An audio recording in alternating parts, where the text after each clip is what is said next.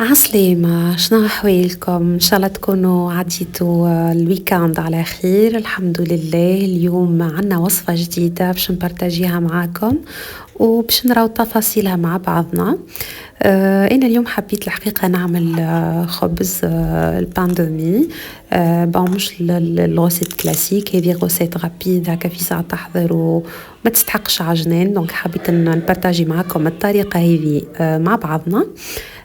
هوني خذيت سميد. بالنسبة لنا السميد اللي خذيته سميد الرقيق جويد بالكل كما قاعدين تراو في الباكو. بالنسبة للكونتيتي خذيت 3 كيسان ونص. الكيس هذيك متاع الماء الكبير اللي قاعدين تراو فيه.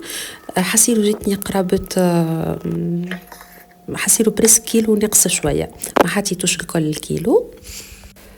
هوني الكونتيتي متاع السميد متاعي بعد ما غربلتها حطيتها في المولينكس.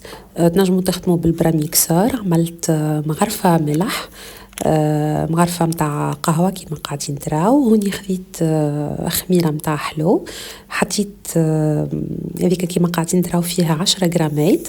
حطيت باكو نص، معناها حكاية 15 غرام، خاطر هي تحب الخميرة برشا باش يجي خامر الخبز كوا.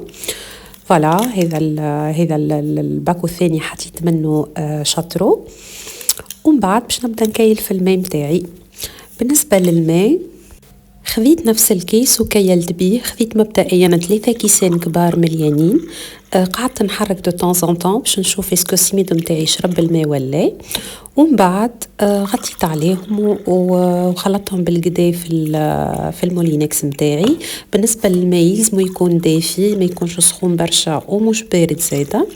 ومن بعد نرحيوهم بالقدا ونشوفوا نخلطوهم بالقدا بلوتو ونشوفوا التكستور متاعنا. وهكاك نقرروا اسكو نجم معناها يلزمنا نزيدوا الماء والا لا.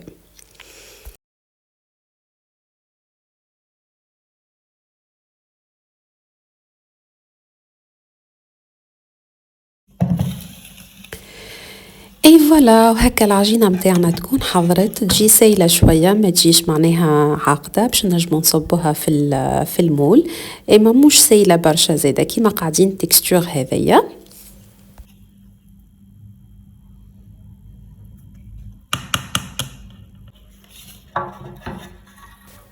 احنا اونتر طون نكونوا حضرنا المول متاعنا، عملنا فيها شويه زيت وشويه فرينه والا سميد. انا هوني عملتها بالسميد.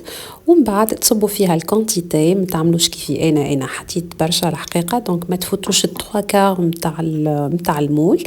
والباقي تنجموا تعملوا بيه خبزه كوتي كيما عملت انا زاده. فوالا، دونك ما تنساوش تعملوا هكا الخط في الوسط باش تتنفس منه العجينه متاعنا. ومن بعد تعملوا عليها رشة جلجلان. انا عملت جلجلان، تنجموا تعملوا سينوج حب معناها بون اللي هو حبة البركة. تنجموا تعملوا بسباس اللي متوفر، تنجموا تزينوا بيه العجينة متاعكم. انا جو بريفيري هكا نعملها بشوية جلجلان. ومن بعدها تغطيوها وتخليوها تخمر في عقلها. وقت اللي تلقاو العجينة تضاعف الحجم متاعها، وقتها تنجموا تدخلوها للفور، فور بريشوفي. انا هوني الفاضل نتاع الخبز كيما قلت نتاع العجينه كيما قلت لكم عملت بيه خبيزات هكا صغار. دونك حطيتهم في وسط الطبق وكيف غطيتهم وخليتهم يخمروا. وهذه كانت النتيجة بعد ما خرجت الخبز متاعي من الفور.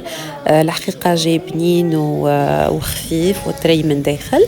هذا من الخبيزات الصغار اللي عملتهم بالفاضل متاع العجينة.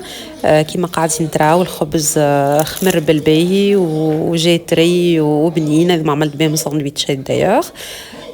انا ننصحكم تجربوها الوصفة وان شاء الله توليو تعتمدوها.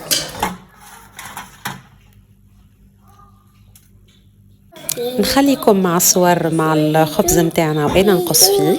واستنوني في وصفة جديدة ان شاء الله، ونتقابلوا على قريب. اتري بيانتو، بسلامة.